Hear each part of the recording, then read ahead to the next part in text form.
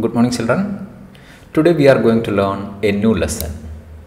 The lesson's name is I Want Something in a Cage. It is from your non-detailed textbook, An Alien Hand. This is a very interesting story. We are all lovers of freedom. If our freedom is restricted, we feel depressed, sad, and we can't tolerate it. In this story, the freedom of a man was restricted for around 10 years.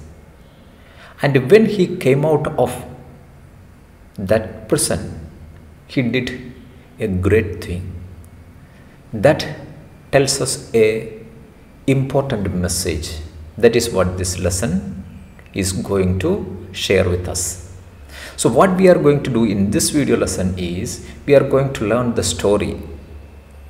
After listening to the story, you have to read the textbook clearly and make understand each and every sentence given in the story. Now let us move on to the story. The story, I want something in a cage. I want something in a cage. This story tells us about a man who has just come out after spending 10 years in prison. He pays an uncanny visit to Mr. Parcel's pet shop. Uncanny here means very strange, or you can say that eerie, or you can say that weird, or supernatural. One more word we can add, that is mysterious. He made a mysterious visit to Mr. Purcell's pet house. What he does next is the strangest thing that Mr. Purcell has ever seen in his life. Let us check what he has done there. The story of a freedom lover who shocked the shopkeeper in this story. The shopkeeper was an elderly person. It was unusual for him to have a buyer who negotiated for a pair of doves and then set the birds free. That was what happened in the story. The shopkeeper was bewildered at such unexpected behavior. Bewildered means he was shocked to see the strange man's behavior with the new bought birds. Mr. Purcell was accustomed to opening his shop, having a place at the counter and scan through every minor detail written in the newspaper. The first thing that he did every day after opening the shop, he had a high-raised chair there and sat on it and read even the last news of the newspaper. One usual foggy morning in winter, there entered a winter. The story hints at the strange behavior of a man with the shopkeeper, Mr. Parcel. The two characters are introduced with details. Mr. Purcell is the shopkeeper who kept birds, cages, sweets, etc. in his pet house. Once he was visited by a customer who left behind a musty smell of an abandoned house. The strange man who left behind there a very musty smell of, a strange smell of an abandoned house. His visit was uncanny and a little bit ghostly, eerie. So strange that man's visit. The shop had all kinds of pets. On the shelves there were many cages. We can see it. His shop had many cages, and all those cages contain different birds and little pet animals. Mr. Purcell, the shop owner, considered himself a professional man. He himself considered as a professional man. He wanted profit from all his sales. So he considered himself as a professional man. His shop had different cages, and all the cages contains birds and animals and pets. The stranger's visit was unusual. His entry was unusual, as he missed a bell that rang when anyone enters. Usually he had kept a bell at the door. If somebody enters there, he can hear the sound of the bell. But that day, it did not ring. No sound was heard on the particular day. So he remembered the entry as materialized out of the air. So he was shocked to see the stranger in front of him. And he was materialized there out of air. He was physically present there out of that wintry air. So the shopkeeper, Mr. Purcell, frightened at looking at the strange buyer. He welcomed him smilingly, even though he knew that the visitor did not like him at all. The visitor also did not like the man in the shop. Even though things were like this, the shopkeeper, Mr. Purcell, smilingly welcomed him. The man wore ill-fitted new clothes and squeaky shoes. This was the strange appearance of the visitor. He wore ill-fitted new clothes and squeaky shoes. When he walks, it produces certain sounds. He looked around and avoided looking at Mr. Purcell. The visitor wanted to look at the birds and the pet animals that are locked inside the cages, other than this owner, Mr. Purcell. There was always some noise in the shop. This was created by the sounds of different animals on the shop. There seemed to be everywhere a flicker of life.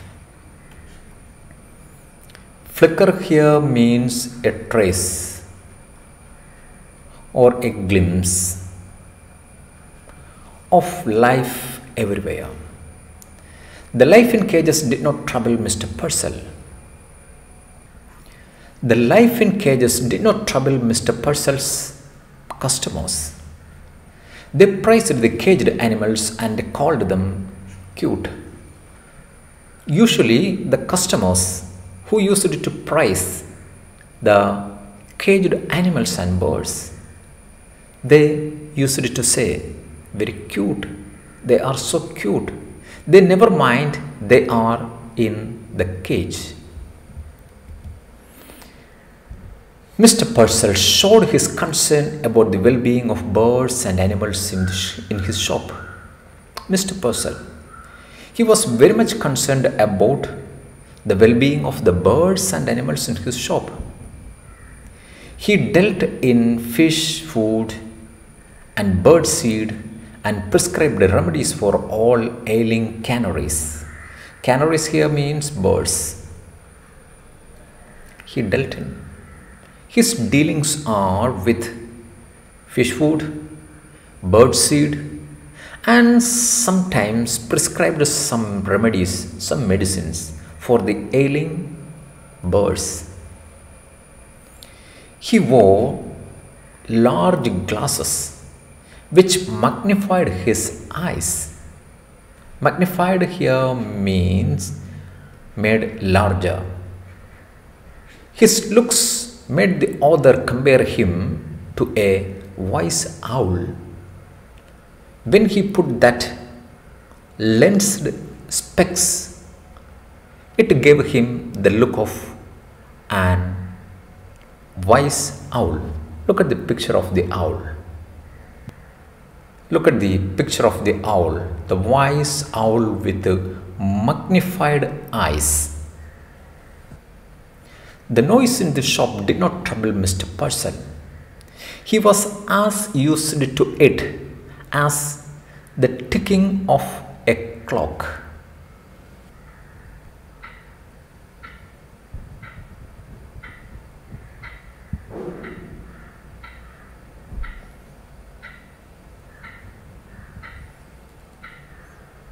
This is the ticking sound of the clock. The customers who came to buy a pet also did not mind this noise. They never minded what noise is coming from there. But the strange customer had found the shop depressing. But on the day, the strange customer felt that the shop was depressing him. Depressing means disheartening. Made him sad, miserable. He asked the owner if all the noise did not upset him. He asked the owner about the noises and its effect on him. This man had shiny shoes, the stranger. His suit was cheap. His dress was ill-fitting but new. He had close-cropped hair and unsteady eyes. This is the character sketch of this strange buyer in the shop. He didn't seem very clear as to what he wanted. He was no idea about what he could buy from the shop. He had been just released from prison. He was a man who had been just released from the prison. He underwent the constraints of life for the last 10 years. When he was released, he came to this place and wanted to buy something from this shop.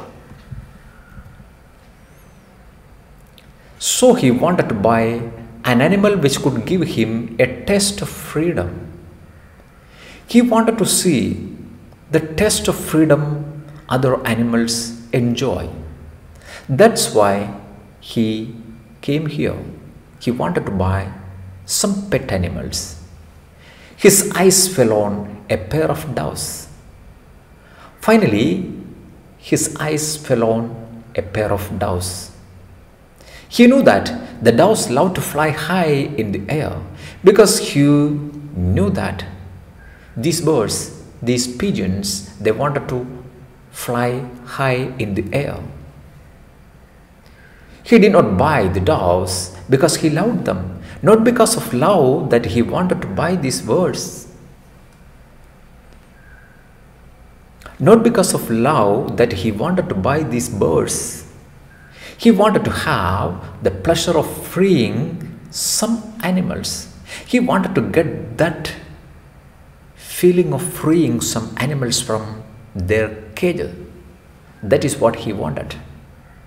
This urge was so great that for this he spent all his money. This urge for freeing some caged animals, that was dominating feeling in him. That was why he spent all his savings for buying these doves. This he had earned after working hard as a prisoner for 10 years. All his savings, all his toils for the 10 years, the total amount of money that he could save, the amount of $5, he wanted to spend all those money for buying a pair of doves. Mr. Purcell broke the ice by talking about the weather. Broke the ice here means to break the silence between the two people, the shopkeeper and the visitor, by talking about the weather. In turn, the visitor asked for something in a cage, but the man was not interested in talking about other things. He asked Mr. Purcell. He wanted something in a cage. When he asked if he could be a rat, the visitor replied that a bird would be all right.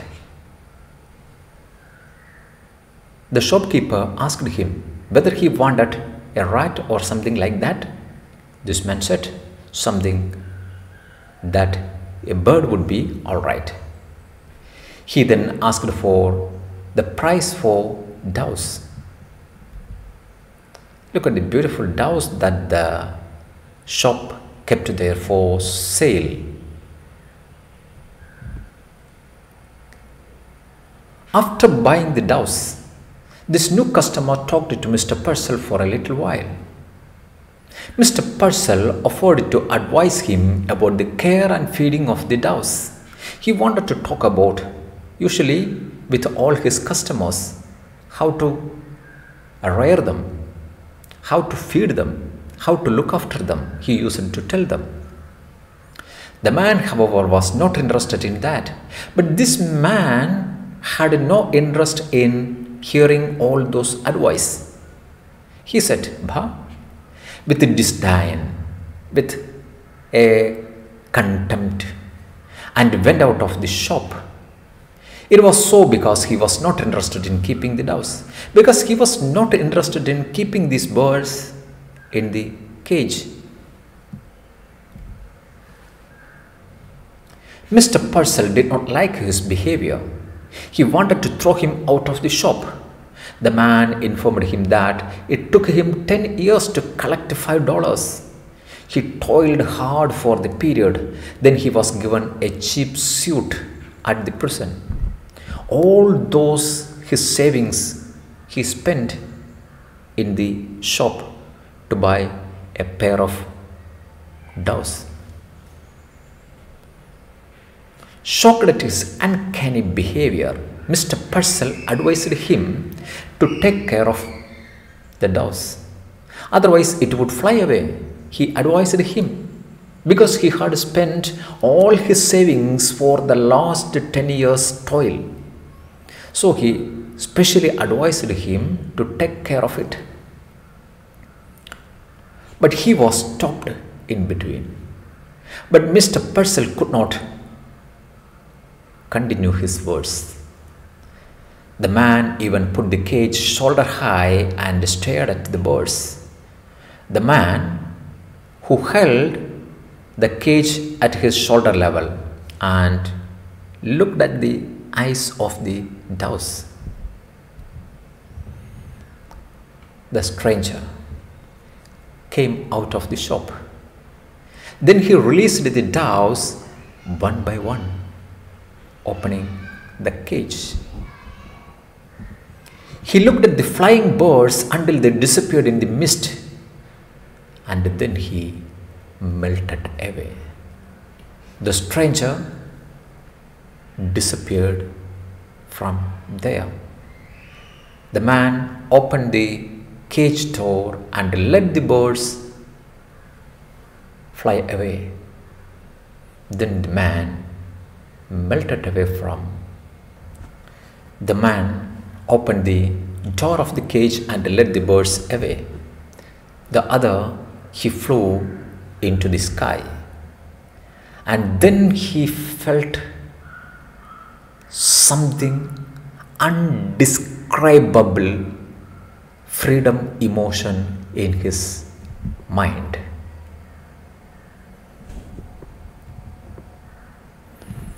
Look at Mr. Purcell's shop. Then Mr. Purcell saw it and felt vaguely insulted. Seeing the action of the stranger, Mr. Purcell, this is Mr. Purcell here, saw it and felt vaguely insulted. Vaguely here means indefinably. Indefinably he felt insulted. The moral of the story is every living being, human or animal, should be given their freedom. Look at this picture. Even though the bird is in a golden cage, the constraint is constrained itself. This is the translation of the famous Malayalam poet's words by Vallathol.